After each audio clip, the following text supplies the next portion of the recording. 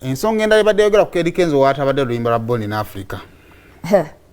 Taata wootabadde oluyimba lwa Born in Africa lukoze ebyafaayo. Abantu bagamba watuula mu luno. Obasanga wa. Oyitawa. Oyitawa. Mukubo joyita. Wano wayita kabusulo kira bagamba. Wanza wempita ekibuye genda Makindye Salama Road balweko. Abeyo temubitegeera. Kati ffe ab'ekabuusu n'okoona ffe babitegeera. Okitegedde watuula mu luno. Nojjayo biri byennyini. Ate bwe kyatuuka ku video watuleka tufa. Ate ffe abaana bagamba yasitama mu lusitame. Abo tebabitegeera. Taata weebale. Bw'otandibaddewo twandikoze tutya. Naye agambye abo bandeetako akajanjajanja ako. Bakatwala eri. Apasi mejesa yagadde oba yajogedde lwa busungu kukomberenga music we wa Philly as far as mukutambula is concerned, because by the time Philly yali wote wali wa YouTube. So tosobola kutanga comparinga numbers zolina kuza Philly nga Philly teyaliwo. Currently Philly is celebrated in December. Tugenda kufuna yo mwezi. Uncle Eddie abikoze netanafuna mwezi. Tugenda kufuna mu bwangu ddala. Okimanyi ya muna Uganda yasoose okubeera nominated mu group. Tugenda kugufuna. No naye. Tukompe wamma. Chichi. Abantu abasinga tebamanyi lwaki wazem project ya Philly Bongole Lutaaya. I was born. Abamu bagamba walwonoonye ne Born in Africa. So, twetaaga okumanya wano. Otubulireko, what was the essence ng'oli mu kuddamu oluyimba olwo? Shiba ne Kenzo bawalumbe bannyimba batwala zimba nga balutuga.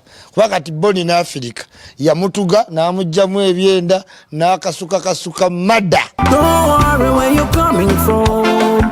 So wonderful when people meet. Down in Africa, the land of the sun. Sing and dance, it depends on the mood. Inze naddamu oluyimba olwo not because zimba olubeko gye luntwala zinatuuka dda. Nyina ennyimba ezirina miliyoni 10 mu miliyoni 5 mu YouTube okwo. Andi oluyimba lwa Philly ndowooza lulina miliyoni 1 oluvannyuma lw'emyaka obanga ameka. Oba kitegeeza?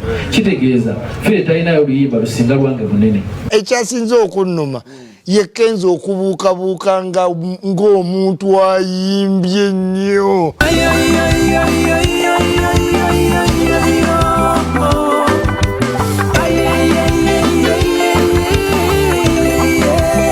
Sobola kwata luyimba ate ne nduddamu lwennyini ng'oli bwe yaluyimba ate nze sinze Philly mba nyina oddukyusa ne ndukola mu nkola nze gye ndaba nga yijja mu mulembe gw'endimu. Guno omulembe gwaffe gwa mudigido tuli badigizi. Nyina oduteekamu ekibaala ekyokubiri nyina odufuula Eddie Kenzo nyina okuluggya mu Philly ne ndufuula nze. Buli muntu yenna ali eyo nga olina akajanja n'ennuku genda owuliriza ebiri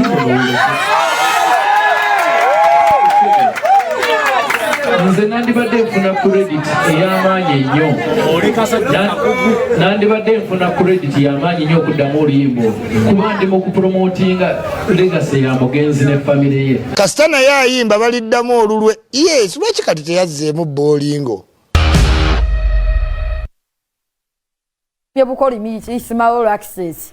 Nti naye ayimba baliddamu bwe bali bazizzeemu bulungi buli muntu addamu oluyimba lw'omulala.